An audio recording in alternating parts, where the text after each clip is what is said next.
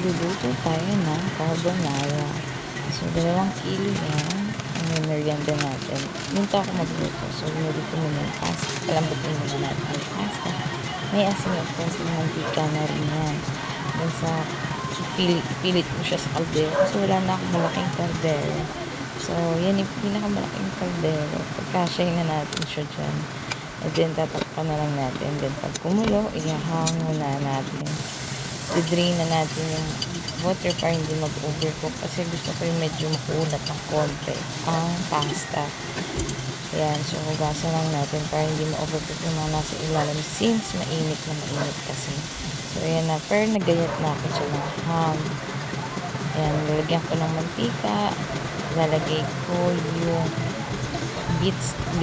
bacon bits. Pero sa buong bar na ng butter ang nilagay ko kasi nga 2 kilo yun. So, tinatunaw ko lang muna hanggang sa ilalagay ko na rin dyan yung bacon bits kasi may nabila ako. Siguro mga ano yan, 1/4 or 1/2 almost na rin. Then yan, igigisa-gisa mo lang siya.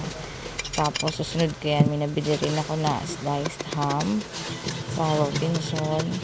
And then, bumili na lang din ako yung 12 pesos na hotdog. Nilagay ko na din.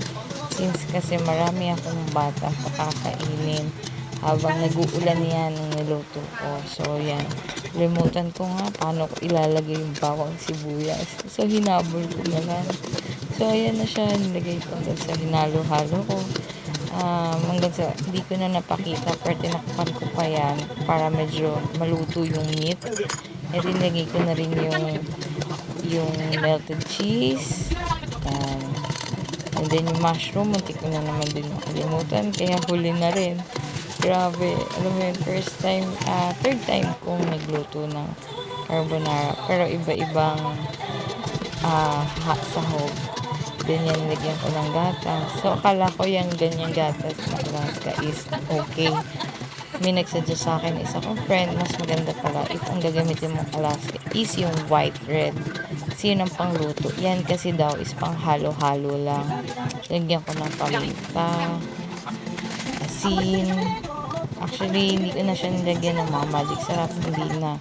Ayan, nilagyan ko ng 2 Nestle cream, 2 lata ng iba, 2 Nestle cream din. Ayan, hinalo-halo ko lang siya. Hanggang sa pagkumulo, na maluluto na yan. And, guys, napakasarap. Sabi ng mga anak ko, gawa ka again. Diba?